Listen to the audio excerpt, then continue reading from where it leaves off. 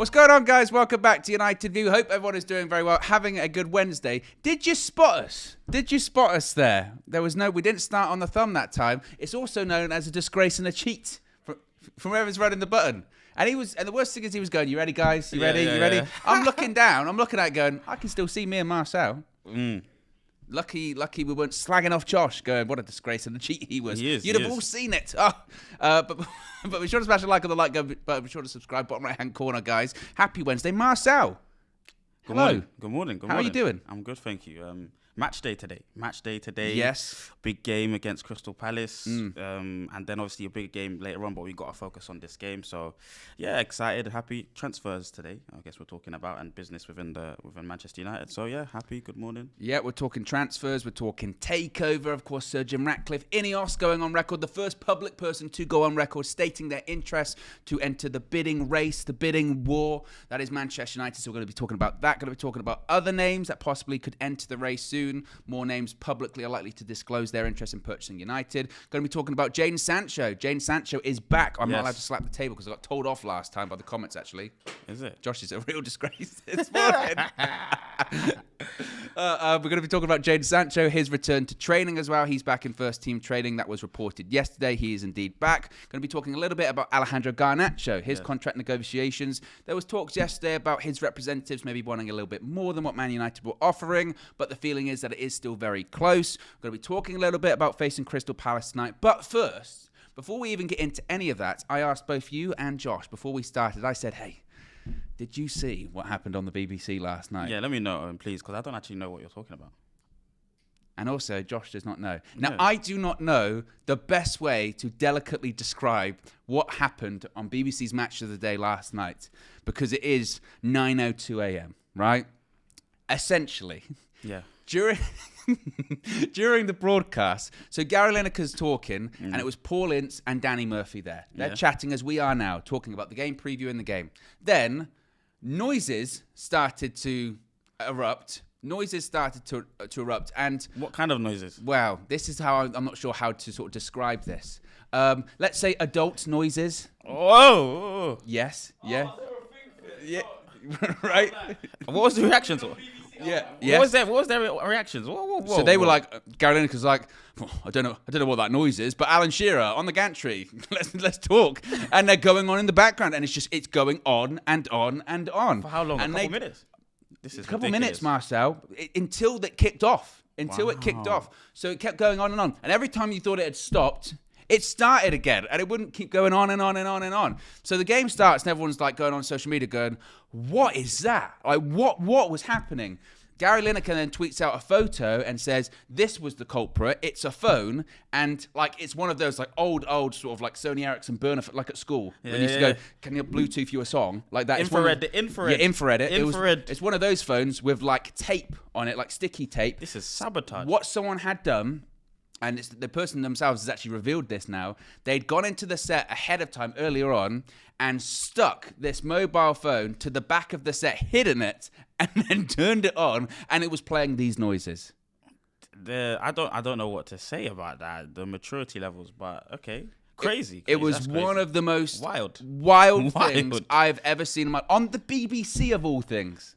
Can the imagination stretch as far as what type of noises? It's too early. Okay, but I would say, if you're curious, go and watch the footage. I'll have a look. I've done my best way to try and describe that. I appreciate it. But it was insane. I appreciate it. It's one of the craziest things I've ever seen in my life. Where's the BBC replay? When do they show it again? If you go on Twitter and type in like BBC video or whatever, you will see it. It's incredible. And to be fair to all of those that were in the studio, they handled it as best as they could. Yeah, of course, yeah. Honestly, it's very difficult to talk about tactics when that's going on in the background, right? And even at one point, you could see Gary Lineker.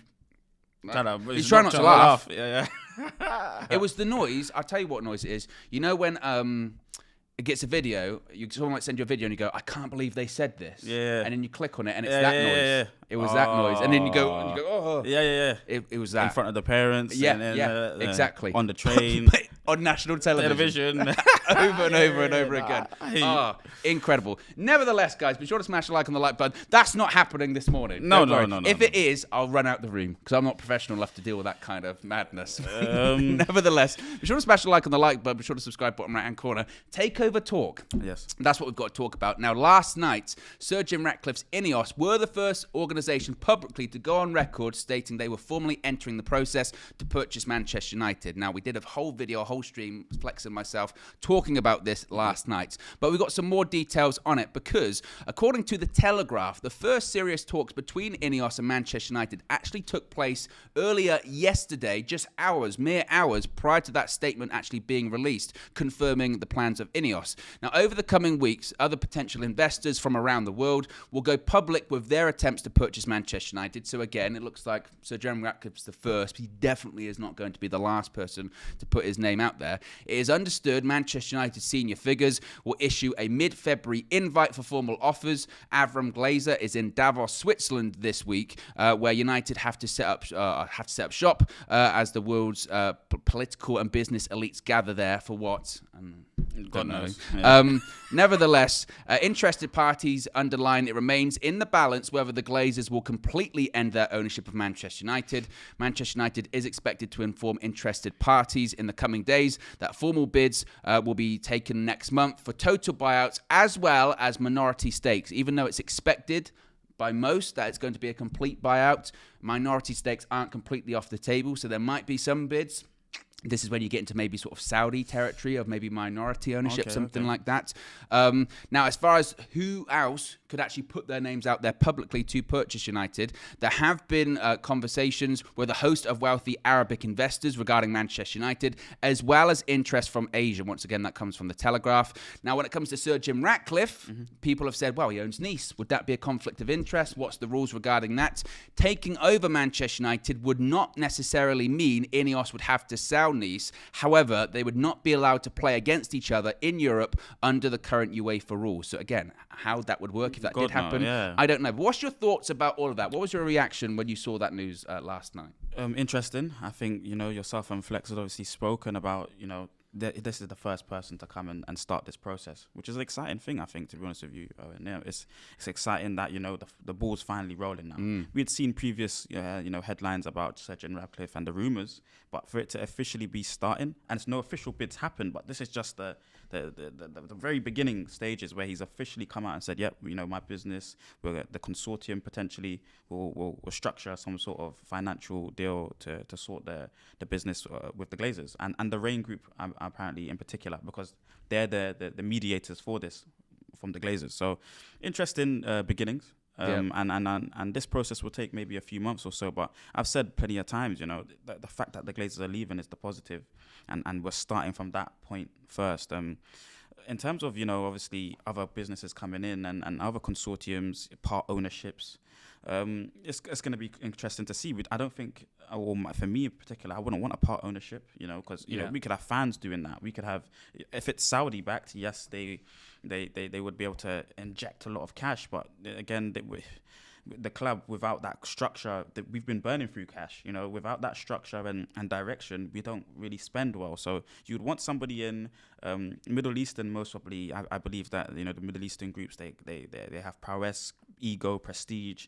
They're people that want to be the best of the best. So I think that would benefit, obviously, having them on board and working alongside Ten Hag and John Murta, which has been profitable for us so far. So yeah, I mean, my theory kind of was, yesterday, I thought to myself, why is Jim Ratcliffe the first? Why did he think, or why did Ineos think now is the time to publicly go on record? Yes, all of the interested parties have to now sort of sign up to these sort of confidentiality agreements regarding looking at some of these financial documents, doing their due diligence, doing their own valuations of how much they are willing to offer, talking to the Glazers, how much do they want an offer to be. But I thought, why have they gone out publicly and stated their case early on? And I think it's because they probably want to win the backing of the fans, most likely, because I think Sir Jim Ratcliffe, I think, was the choice when there was only one choice. Yeah.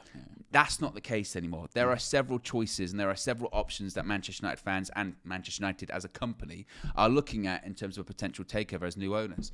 And there is this general feeling that maybe there could be other options that might be better to him. Yeah. He's Britain's wealthiest man. Ineos have a huge amount. I mean, I think Sir Jim Ratcliffe's own personal wealth is like 6 billion, but Ineos I think is like 37 billion or something like that. So it's not a case of they can't afford it, but at the same time, they might feel that they most likely won't be the preferred bidder. Yeah. And what do they do if that's the case? Well, you start getting a bit clever, don't you? You start going on the record publicly, trying to get a groundswell of support from the fans, and then maybe their offer plus the fans saying to the club, we're only going to be accepting this if it's this bidder or whatever.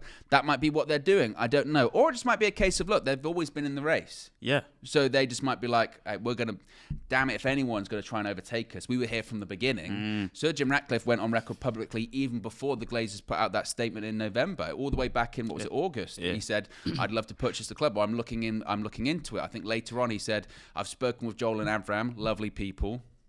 But nevertheless, the club's not for sale. Well, the club is for sale now, yes. And maybe that he's like, well, this is a huge opportunity. I have to make sure that we take it. So maybe that's part of it. Do you have any preferred person you would like to see? That's a good point. So just on Jim Ratcliffe, I think, speaking to what you were saying before, I think it's massively a conflict of interest. You've got Nice Football Club, you've got to spend money, stretch your finances there, and then you've got to consider Manchester United Football Club and make profit for whoever does come in and for yourself, really. So I think that's a really, really poor idea, in terms of you got a French entity and then obviously an English business as well. I don't think that will work. And I think, to your point again, he's the first mover, so it's a good way to prop up your business or to look and to front the business like, we are the first, we want to be considered first. He's most probably seen the business transactions and what's actually what within the club now, and he can be able to propose a package to make a deal, but I just think he's stretching himself too far if he's having two clubs, in my opinion. But in terms of the other entities, I would say Kuwait is the only Middle Eastern an entity that potentially would be able to do it. One of the richest clubs in the world, one of the richest countries, in the world. And if they're interested, I think, it's not going to be a conflict of interest in terms of Dubai, Abu Dhabi. They've already got clubs. Or Dubai, I don't think Dubai do. PSG, I think. That's Qatar. Is it Qatar? Okay, well then that's good. Then that's a good thing. Then thank you for letting us know, and then thank you because Saudi as well. Saudi got Newcastle. Yes. However, this is the interesting thing about Saudi and Qatar. Whatever. Yes, the Saudi Public Investment Fund, which is a sovereign wealth fund, is controlled by the state there. At the same time, that doesn't rule out, and this is something that the Saudi sports minister did mention during the World Cup.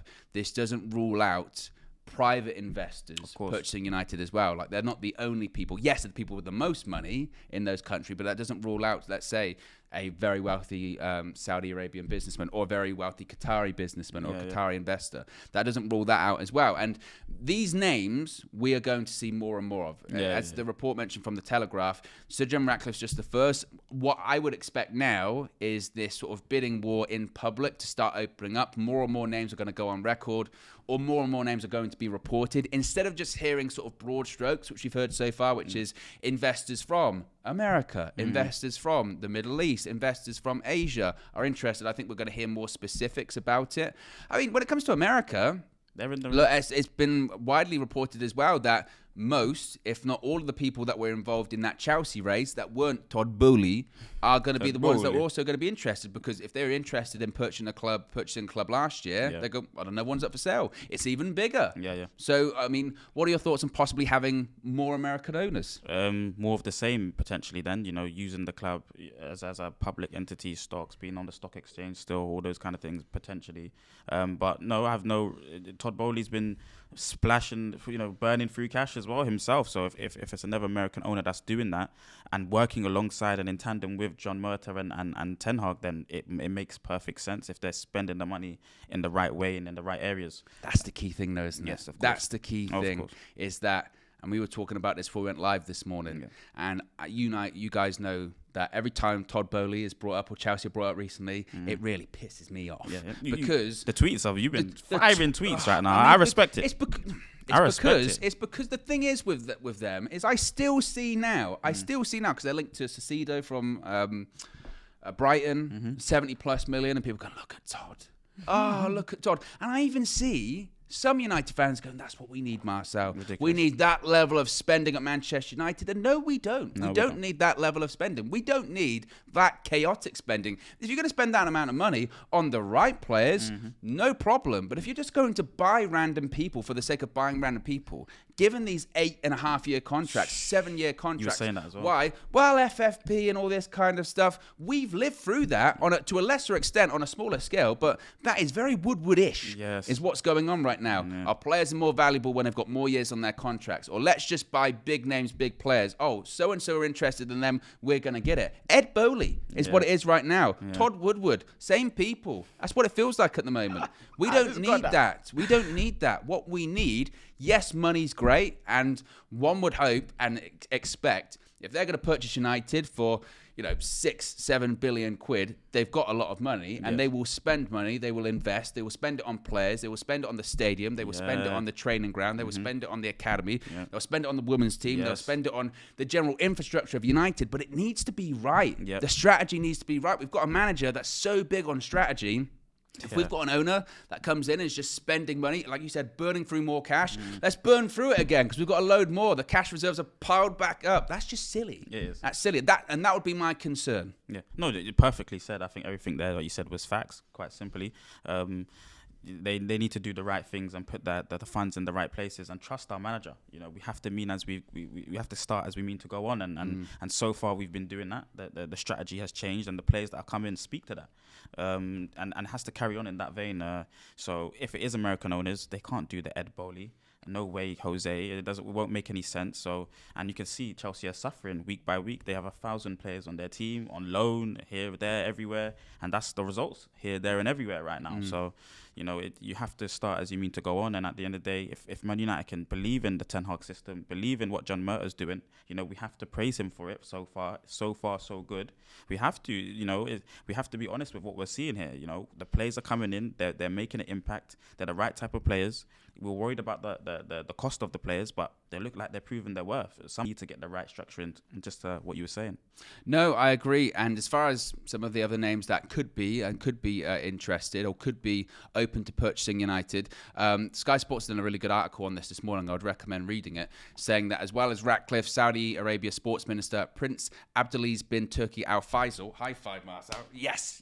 Fire. Yes. I did that before we went live, and I went, I'm not going to get it right again, and I got it right. Perfect. Again, has previously confirmed his country's intention of taking over United, valued at around £5 billion.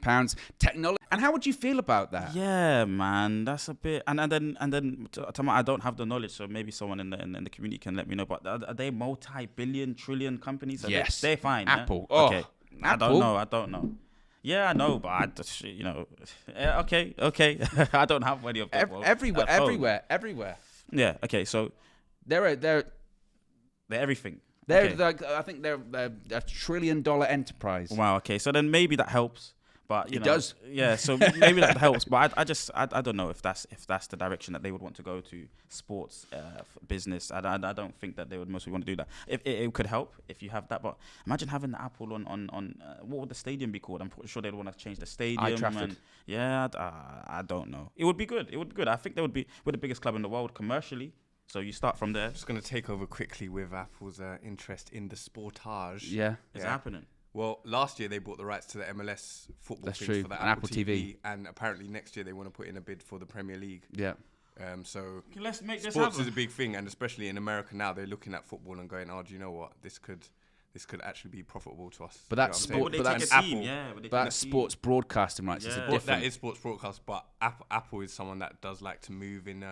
All fields. Well, it's the same with Amazon. That's what they do. Amazon is the same. They like to be in everything. They like to be in everything. You know what Amazon used to be for people back in the day? Books. Yeah. It's a library. It's an online library. Now you buy everything there. Now you buy everything. It's disgrace. Cheat. But that's the thing though with Amazon. It's true. They are entering sports broadcasting rights as well. Premier League. They have I think Thursday night football at the NFL in there, and also they're not opposed just to big acquisitions anyway. Yeah. Didn't they buy? I think it was MGM.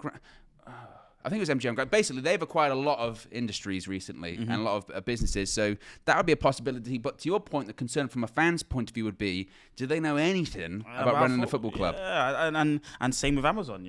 They were, like Josh has mentioned, books predominantly, which is true. So Old Travis turned into a giant library. A library. I mean, it's old library. Yeah. So the main thing would be obviously to make sure that the business is running and is within the line of the manager, within his mind's eye, his vision, and we're sticking to that and believing in his process. I think that's the most important thing. And as long as the finances are going in that direction, yes, we need to change the stadium. I think he would be concerned about that. The women's team is firing right now, and we need to be supporting them. The academy, the whole system, and the ethos of the club needs to be aligned, and that's the most important thing. So as long as they're doing that and allowing the manager to manage and almost have that Sir Alex level of control of the complete club and the structure, then we're going in the right direction. That might be the thing with a big company like an Amazon, like an Apple, is they might just be very much like, we just want to purchase it, but we'll be very hands off of it. Good, and if that is the case, and it's just one of their portfolios, in the same way like Disney, when they purchased Marvel, Kevin Feige still runs it. It's not Bob Iger making big decisions. Yes, he might have some sweeping decisions or step in when needed to be, but it's still that specific person running it on a day-to-day basis. Yep. Maybe that might be the case. Now, when it comes to Sir Jim Ratcliffe, this was an interesting quote from Kaveh Solokol as well. Said, quote, Sir Jim Ratcliffe has always made it clear he wants to buy a Premier League club. A few years ago, he said Premier League clubs were overvalued, which is why he went and bought Nice for 100 million euros. 100 million euros he bought Nice for. That's a player. Yeah. That's Anthony. Yeah. He bought Nice for an Anthony. Crazy. Yeah. He said he wasn't going to spend billions of pounds on a Premier League club, but his attitude has changed over the past few years. His company has a lot of interest in different sports. He's somebody who grew up as a Manchester United supporter, even though he regularly goes to watch Chelsea.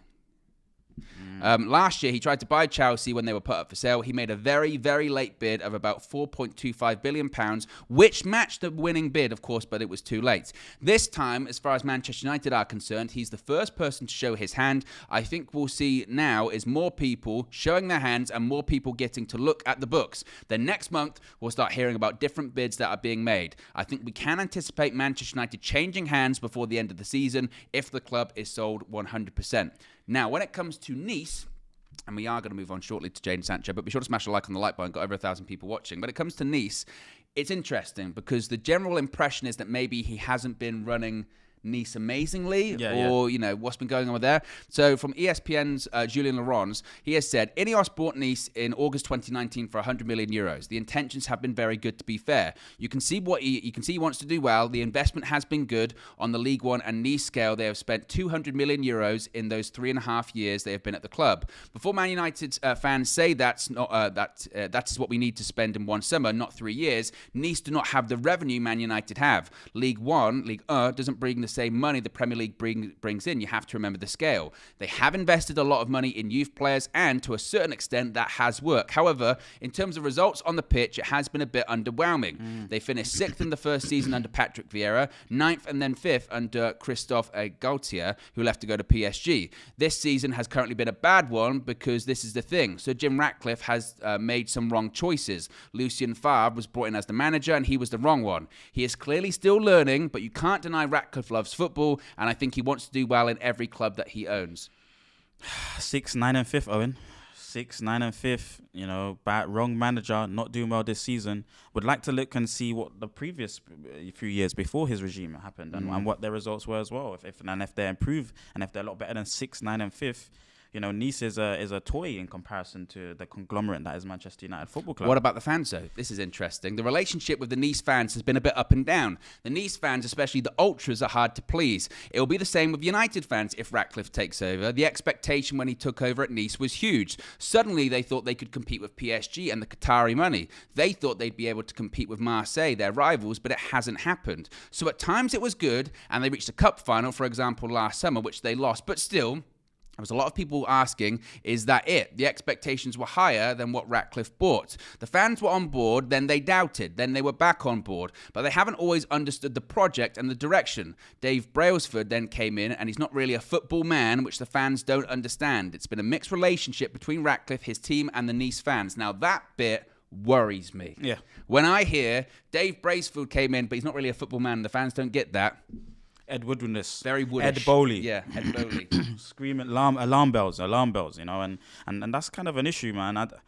I really would like to know what the previous results were before he came and took over at Nice. It's a cheap. You can throw money at it, but you have to get things right at Manchester United. It's completely different. We're competing for the biggest trophies in domestically and the biggest trophies, in European in competition. So we want to be at the top, and I don't think you have time really to delay in backing, given Ten Hag holistic backing. If he gets players wrong, he needs to be able to sell them immediately. That's holistic backing, and if you can't achieve that because you're buying the wrong players, you don't have the wrong manager, but decisions are not being made well, and you're not being able to be agreeable with the fans, it's an issue.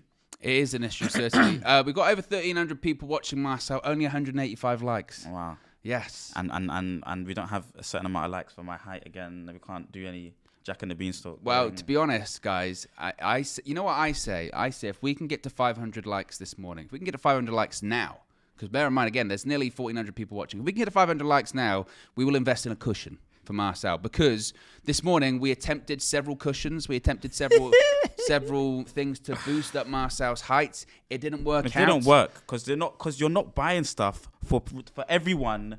The community, you get it. There's tall people, there's short people, there's fat people, there's small people. Everyone should be included, guys. I need a right position mic, Well, look, if we get 500 likes, we'll get a cushion. Thank certainly. you. We were looking around for one this morning. We'll get IKEA is somewhere. Marcel's cushion. Yes. That's the latest emoji that can go in the chat, Josh, I'm sure. Marcel's cushion.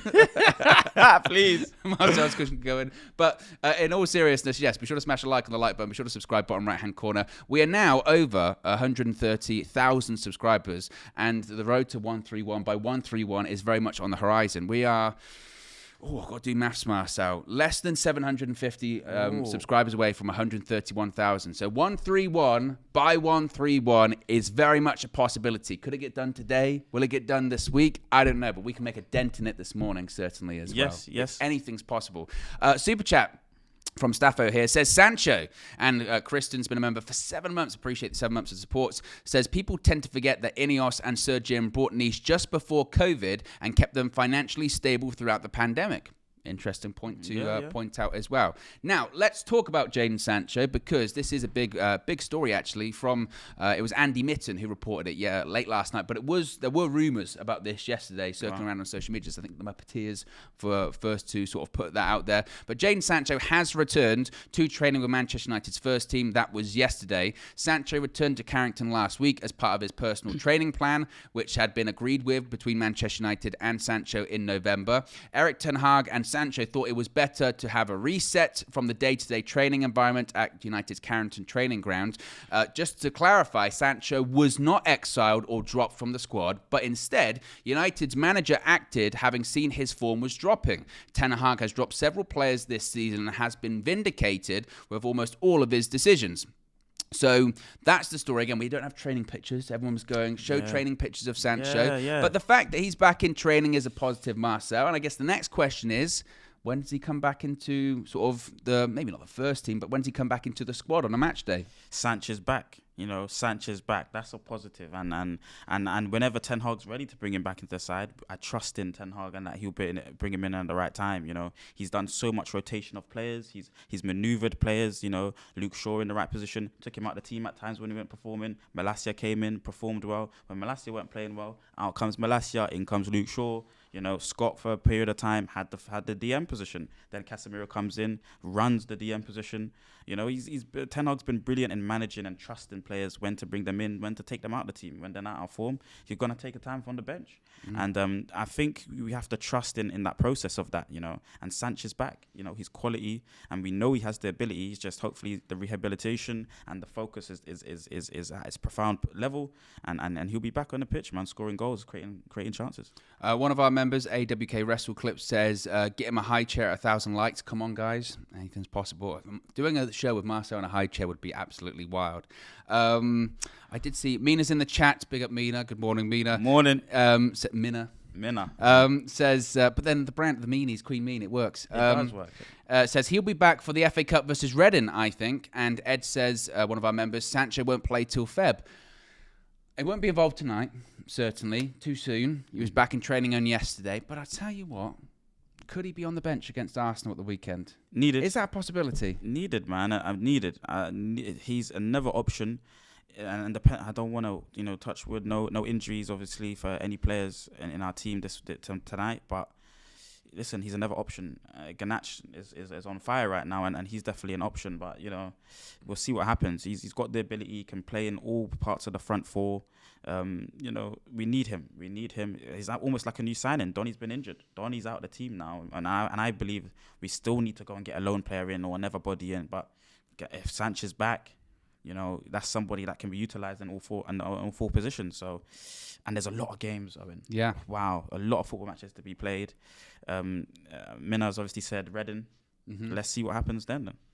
Yeah, I mean, I think also as well, I think Erik ten Hag, and I know we've said this a lot, but I think he really deserves a lot of credit how he's handled this situation. Again, we don't know how Sancho's going to react. Fingers crossed he comes back and he's as good as he once was at Dortmund, if not even better, and it's exactly what he needed. Let's hope it's another Marcus Rashford story in the sense of a play that we're going, man, look at the difference. I need to send a letter, that's what it is. I need to send a DM. You need to send a line. It was basically a letter. It was, oh my goodness, it was... That was the longest DM. I tried to read it out loud after 10 minutes. I gave up. I was just taking a while. Maybe you need to do another one. I tell you what, that's a heck of a members video, by the way, Josh. Marcel writing a letter to Jaden, dear Jaden, and then we play some music over the back of it, and then it's on a really long scroll. Or it's Marcel writing it, and he's got like a feathered quill. You know what I mean? Oh, no, you know what? And he's writing it like that. I'll do that. Dear Jaden. I'll do that. I know KG yourself. I know a whole skit about this. I know it's been difficult. Yeah. I'll do it. Why not? I'll wear some old Victorian clothes or something and just... Dipping it in ink. Yeah. No, I think Erik ten Hag has handled this situation really well. And you know what I really like? I like about the situation that Ten Hag saw it coming. And he went, I saw your form was dropping. And he suggested to Sancho, or in collaborating together, they said, look, let's not drop you. Let's not just say keep you on the bench. Let's not try and play you through this bad form. Yeah. It's getting bad. You're struggling. You're not going to the World Cup. Let's take a break. And not just take a break from, in terms of, you train with us during the World Cup. No, go to the Netherlands. Go to coaches that I trust.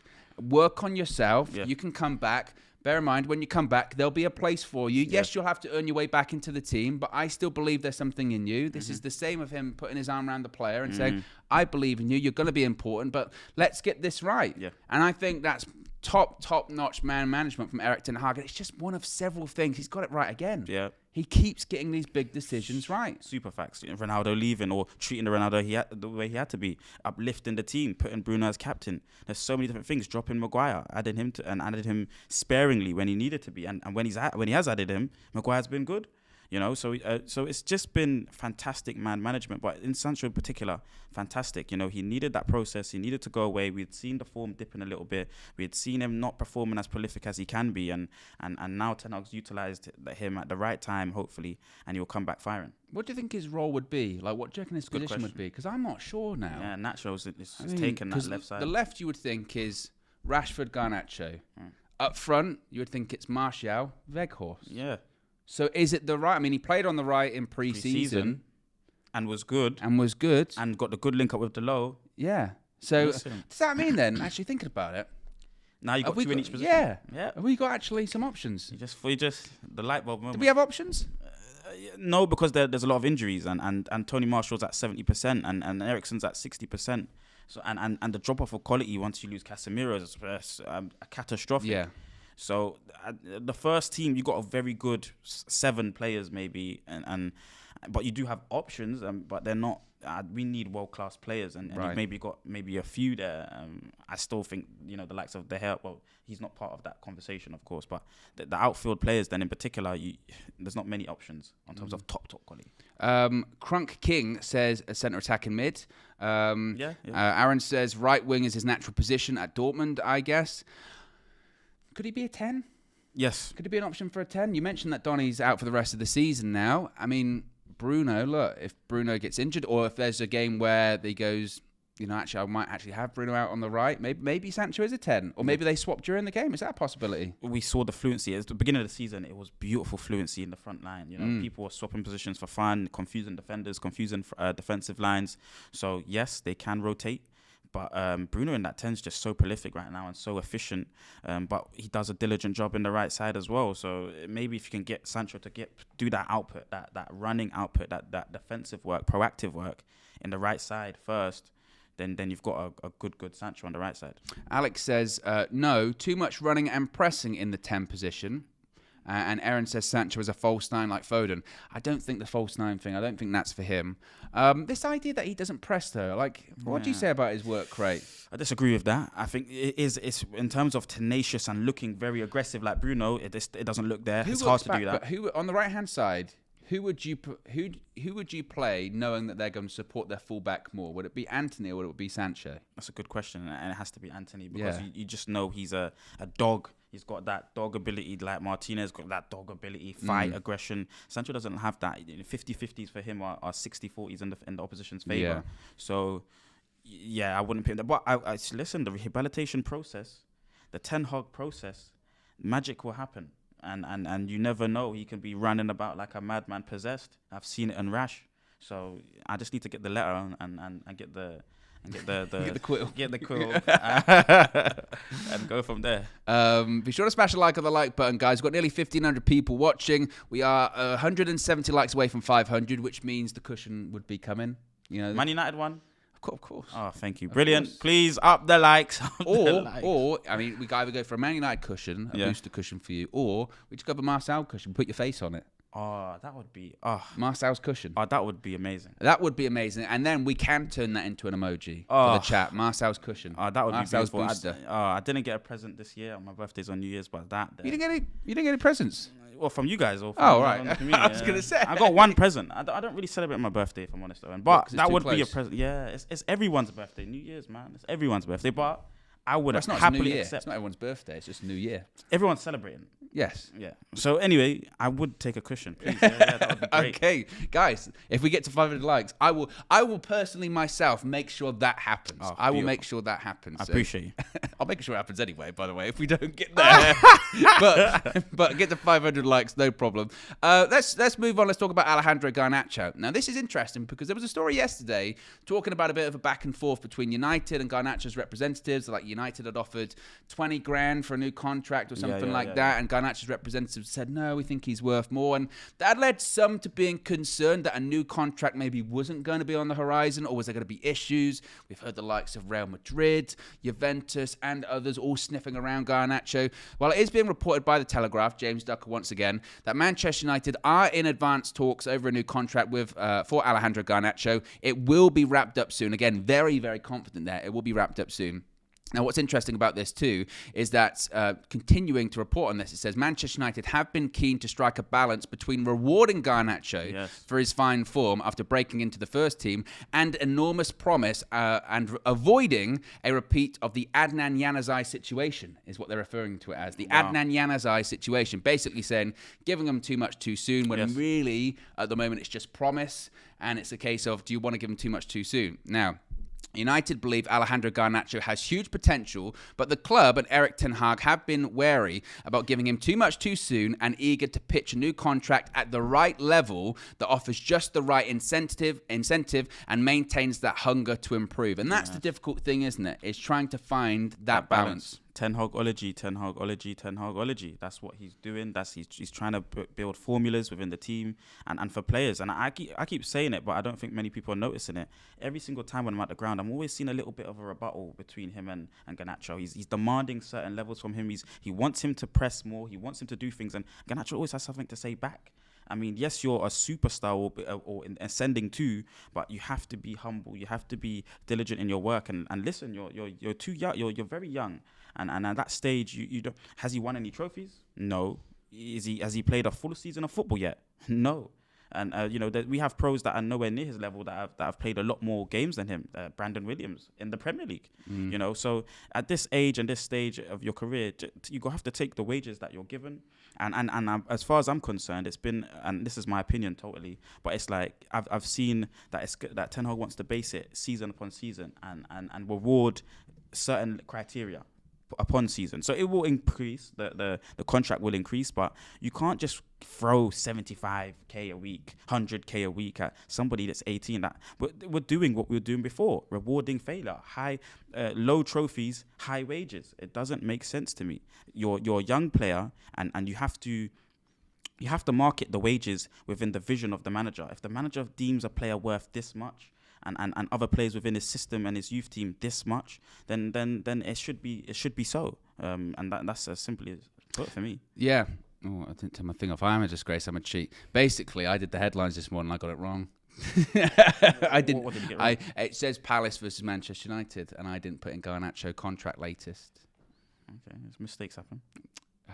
They shouldn't, though. They shouldn't. This is life, man. It's disgrace is cheat. It is what it is. And even if it was perfect, look at me criticising Josh earlier on. Yeah, that's what it is. What it is. Everyone makes mistakes. Nah, man. And even if it was perfect, our manager's saying good is not good enough. So you would have exactly. We expect still been more. Marcel, we expect there still would have been more required. Yeah. So we build towards greatness. Yeah, we build towards greatness. No, when it comes to Garnacho, look, I think that it is a really delicate balancing act, getting it right. Yeah. I think we're right to be a case, because when they mentioned the Adnan Januzaj situation, I know it's very early days for the moment for Garnacho. I think already he's better than Januzaj ever was. Januzaj, what did Januzaj do at Manchester United? He scored that goal. Was it a volley against Sunderland? I remember that. David Moyes season. It was that was it. I can't recall after that him ever really doing anything. Yeah. That was just one thing where people went, oh, that's it, right? Garnacho already has contributed more. Yeah. He scored a goal against Real Sociedad. Yeah. We won that game, didn't top the group. He's won us basically a Carabao Cup game against Aston Villa. Came on, changed the game. Fulham last minute. Bursting through the lines. Gets the assist in the Manchester derby. He's already done more than Januzaj ever did in that breakout season. And we spoke about Ed Woodward earlier on. Ed Woodward would give out these huge contracts. Ed Woodward would give out these huge things. You'd see a player like Januzaj, like, oh, he's going to be the next big thing. 100 grand a week or whatever it was for Januzaj. Didn't work out. Now, I don't think Garnacho should get 100 grand a week because that's way too much. I don't know what he's currently on at the moment, but 50? Yeah. Reasonable. 50? Reasonable. Or put in 50 and put in, you can structure contracts any way you want. Yeah. With the bonuses. So you can say, well, actually, this time next year, it goes up. Yeah, this time in 2 years, it goes up. If we win something, it goes up. Perfect. If you get this amount of goals, it goes up. You can do something like that, right? Perfect. So perfect facts again, Owen. And for me, it's even to give him just a level of discipline and 40, and work your way up. You're a young player. Work your way up. Continue doing your work. Be consistent. I can't reward lack of. It's not been consistent enough. It's a 38 plus game season.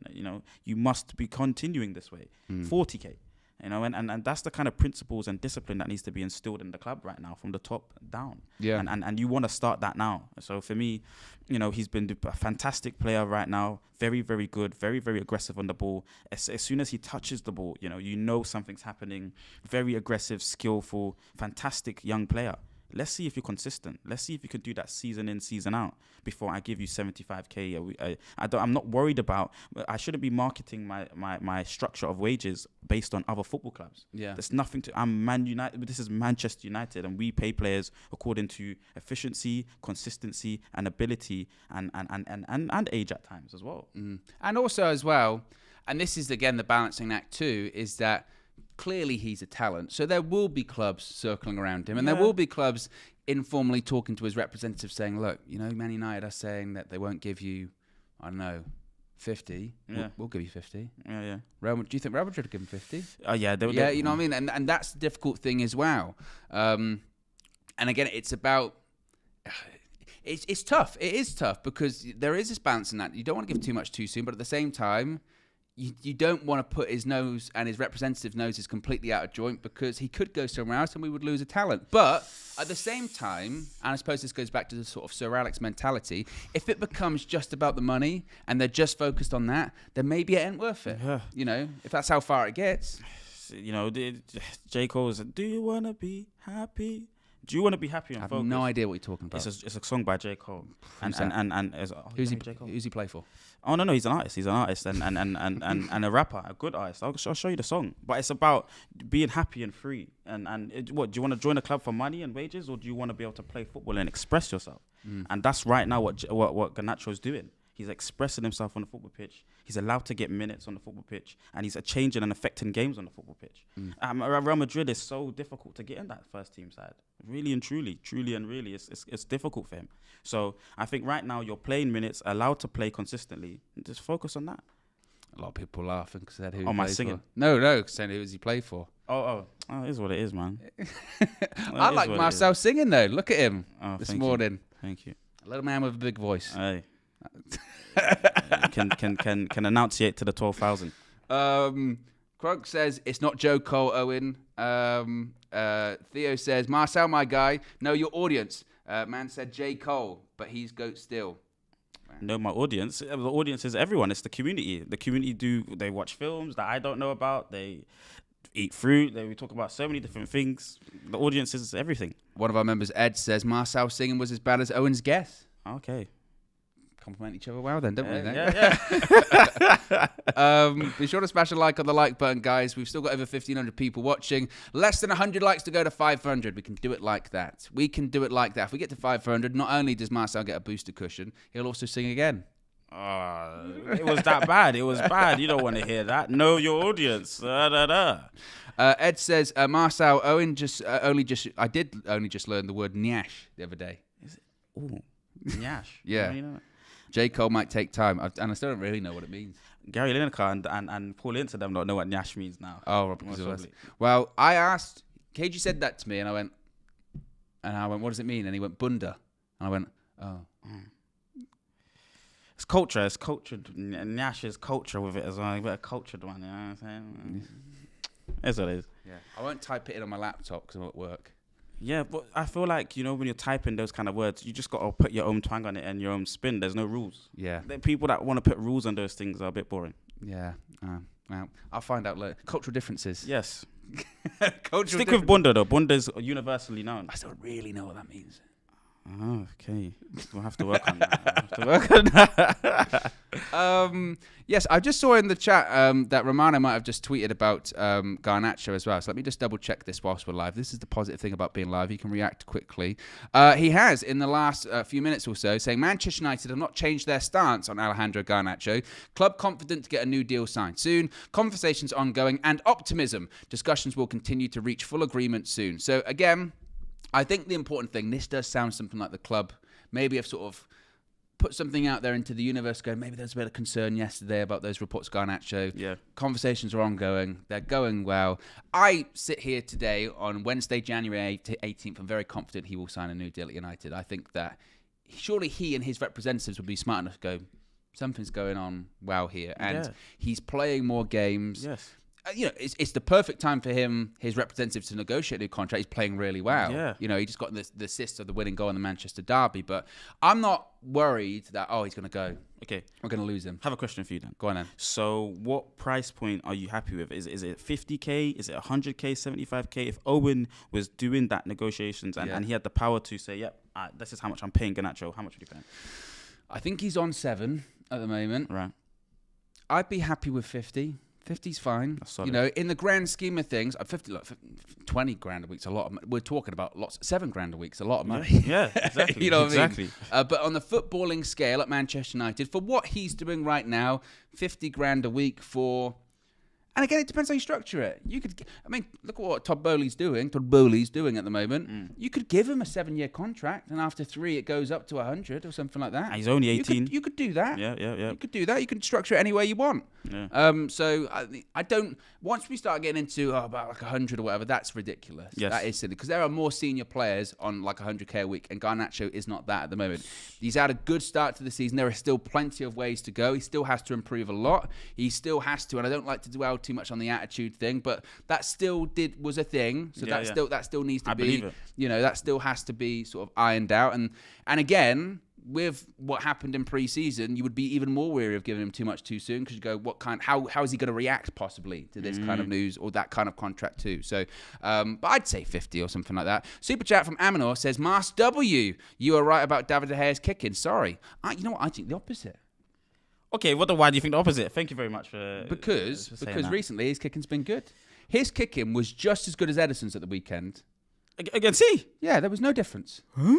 Yeah, Edison's kicking was not that good at the weekend. Oh, you mean? Oh, did you say Edison or De Gea? Sorry, I missed that. Both. I said both. Of their they were kicking poor. Yes, was about the same facts. at the weekend. Okay, facts. But De Gea's kicking though, full stop. Our metric should not be Man City. I do not care about that club. I don't think that club is better than our club. What is the metric then? It's Ten Hag proficient. Good is not good enough. That's the metric. That is the metric. But what if it's good enough for Ten Hag? But then you have to add in the other variables, obviously the financial situation, the fact that he's doing very good in terms of performance in front of goal. The saving ability right now is fantastic. But a lot of the time in that football match against City, the kicking from David De Gea was simply throwing the possession back to Man City and allowing them to come back onto us. I will agree with you in the second half. Yeah. That 20-minute spell. Yeah. But I think that was a lot of the team doing that. A lot of the team were getting passes and just hoofing them up the pitch, and then we were losing them. It was coming straight back to us. I've seen in recent weeks, I think back to the games against Everton and Bournemouth, where David De Gea's cooking was actually cooking. His kicking was cooking, but his kicking was pretty good. Yeah, okay. You know, and also I've also seen Edison and Alisson do some terrible kicking recently. Yeah. And you know what? They don't get any scrutiny for it. Maybe it's because their track record's better. Fair enough. But at the same time, I see them do that kind of stuff, and I go, if that was David De Gea.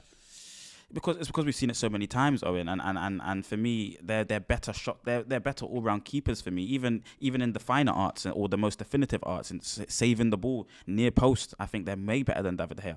He's been fantastic and world class level so far this season. Saved points for us, Wolves, and plenty games where David De Gea has been absolutely brilliant.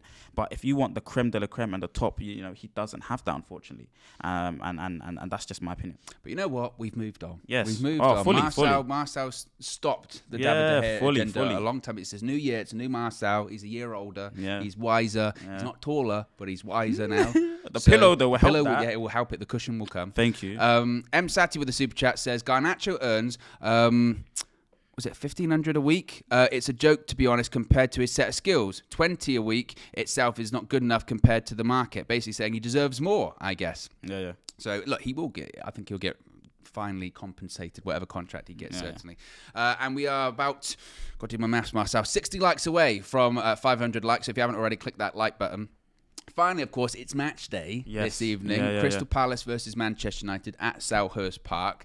Bit of an awkward placement for the game because after the Manchester derby, I feel like all eyes were already turned to the Emirates. Yeah. But we can't take our eyes off this evening. And there's two ways of looking at it. If we were to slip up tonight, you'd be like, going into the Emirates, away game tonight, away game at the Emirates. Is it going to be away from home? Is that what's going to make us struggle this season? But at the same time, if we win tonight, Marcel, you'd be like, another victory away from home this time. Momentum builds.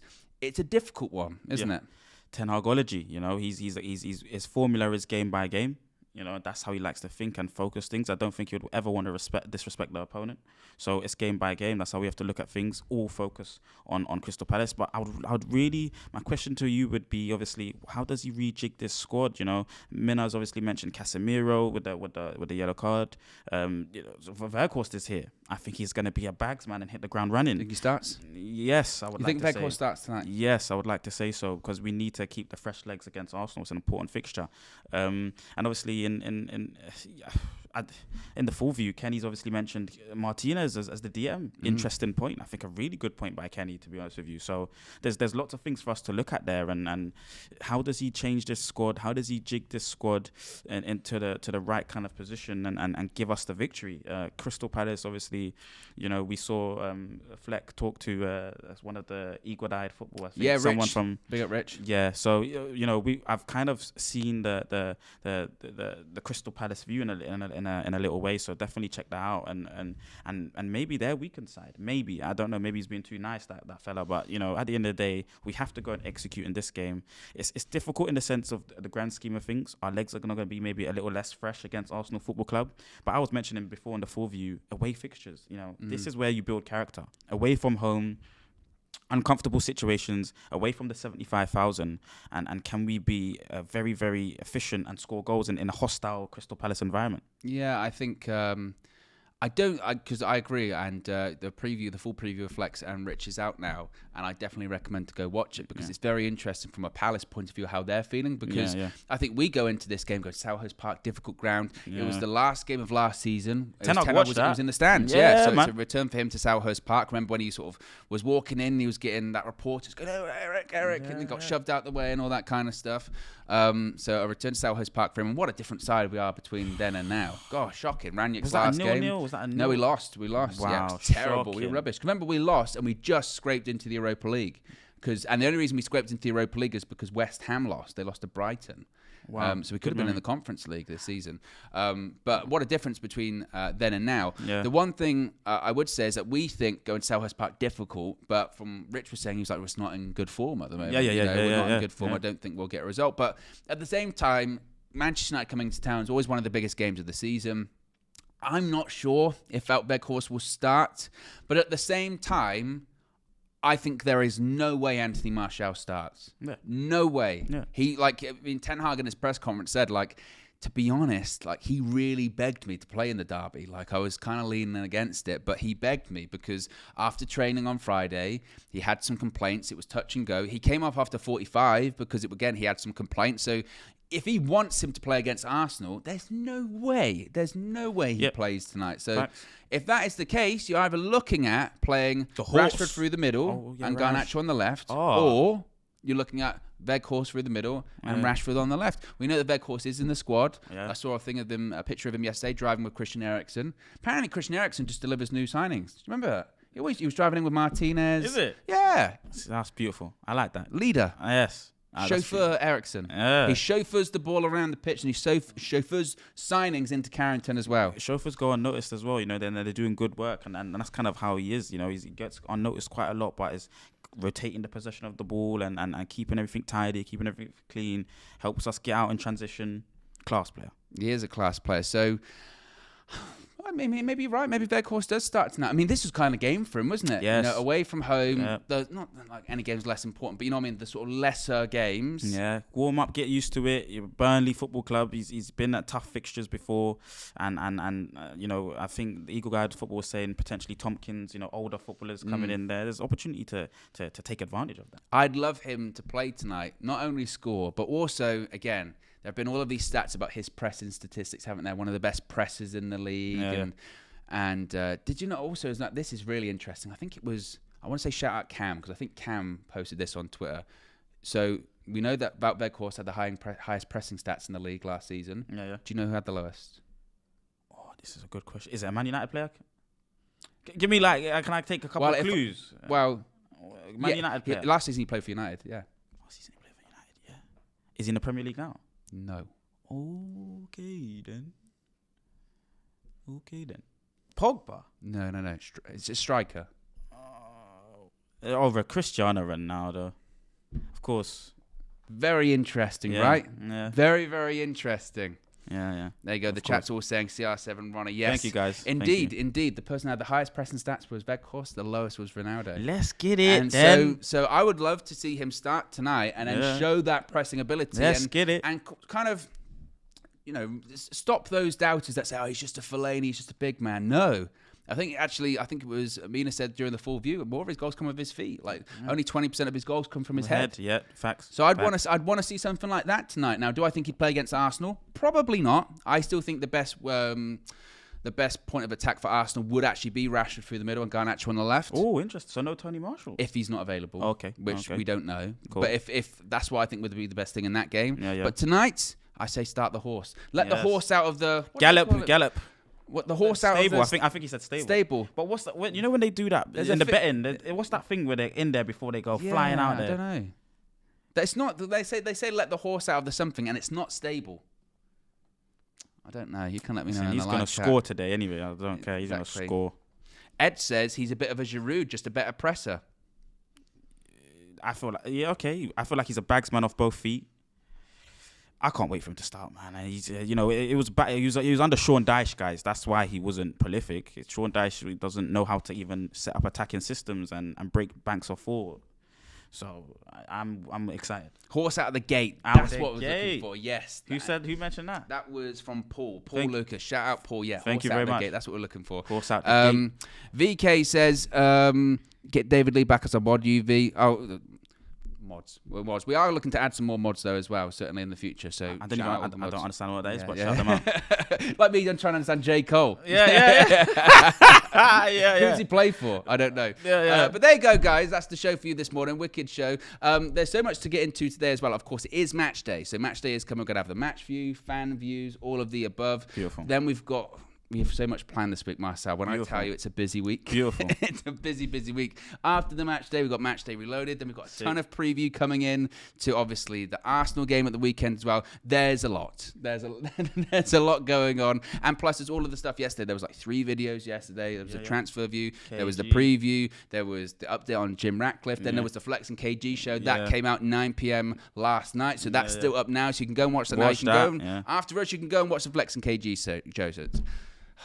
A lot. But we done it, man. There you go, we done it. So be sure to smash a like on the like button. Be sure to subscribe, bottom right-hand corner. And we'll be back very soon. Peace.